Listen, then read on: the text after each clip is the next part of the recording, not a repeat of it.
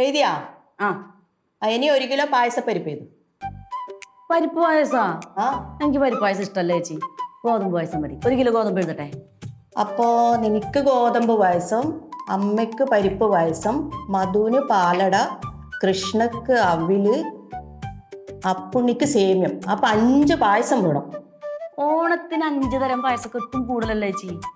അല്ല, അങ്ങനെയാണെങ്കിൽ 2 പായസം ഞാൻ ഉണ്ടാക്കാം, 3 പായസം നീയും ഉണ്ടാക്കണം. അങ്ങനെയാണെങ്കിൽ എഴുതാം. പരിപ്പ് മതി. ആ 1 കിലോ അല്ലേ? അടുത്തത് ഉള്ളി എഴുതിക്കോ, 2 കിലോ. 2 കിലോ മതിയാ? ആ മതി. തക്കാളി അതുപോലെ തന്നെ എഴുതി 2. പലചരക്ക് കഴിഞ്ഞാ? ആ തക്കാളി 2 കിലോ. പച്ചമുളക് 1 മതി, കുറച്ചുകൂടി ഉണ്ട്. ഒന്നാ? ആ 1 കിലോ. 1 കിലോ പച്ചമുളക്? ആ അത് വേണം. പുഷ്പ, ഒരു കട്ടൻ ചായ എടുക്കണേ. കട്ടൻ ചായ നിങ്ങൾ തന്നെ ഉണ്ടാക്കും, ഞാൻ ലിസ്റ്റ് ചെയ്ത് കാണുന്നില്ലേ? ചേട്ടാ പച്ചക്കറിയൊക്കെ നോക്കി വാങ്ങണോട്ടാ, സദ്യ അടിപൊളിയാക്കാനുള്ളതാണ്. ആ തവണ സദ്യ അടിപൊളിയാക്കണം. ചിലപ്പോൾ എൻ്റെ അവസാനത്തെ ഓണം പരിപാടിയാണെങ്കിലാ.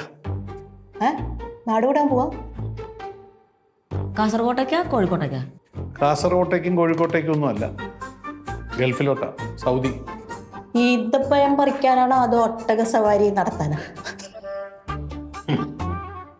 അതൊക്കെ ടൂറിസ്റ്റുകൾ ചെയ്തോളൂ. ഞാൻ പോകുന്നതേ പണിയെടുക്കാനാ, മരുഭൂമിയിൽ. എടി, നിന്റെ ചേട്ടൻ പറയുന്ന കേട്ടാ മരുഭൂമിയിൽ പണിയെടുക്കാൻ പോവാന്ന്. ഞാൻ തമാശ പറഞ്ഞതല്ല, എനിക്ക് സൗദി വിസ വന്നു.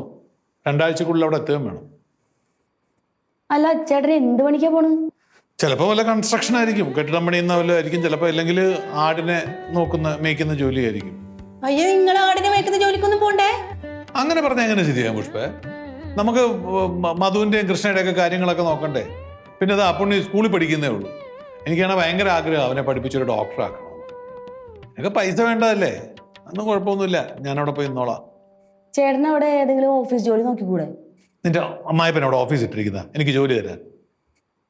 അല്ല, എൻ്റെ കൂട്ടുകാരികളുണ്ട് അവിടെ, അവരോട് ചോദിച്ചാലോ? ഇനി എൻ്റെ വിദ്യാഭ്യാസം വെച്ചോണ്ട് ഗൾഫിൽ ഓഫീസ് ജോലി എന്തോ ചെയ്യാനാ? അത് ശരിയാ, എന്നാലും ഞാൻ അവളുമാരോടൊന്ന് ചോദിച്ചു നോക്കട്ടെ.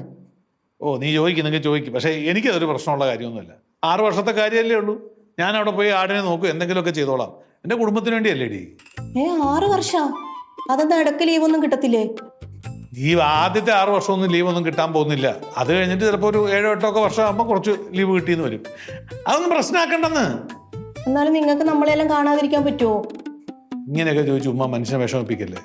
എന്താ ഞാൻ വല്ല ടൂറിന് പോവാണോ? അല്ലല്ലോ, മരുഭൂമി പണിയെടുക്കാൻ പോകുന്ന വിഷമം ഉണ്ടാവും, അതൊക്കെ മറക്കണം.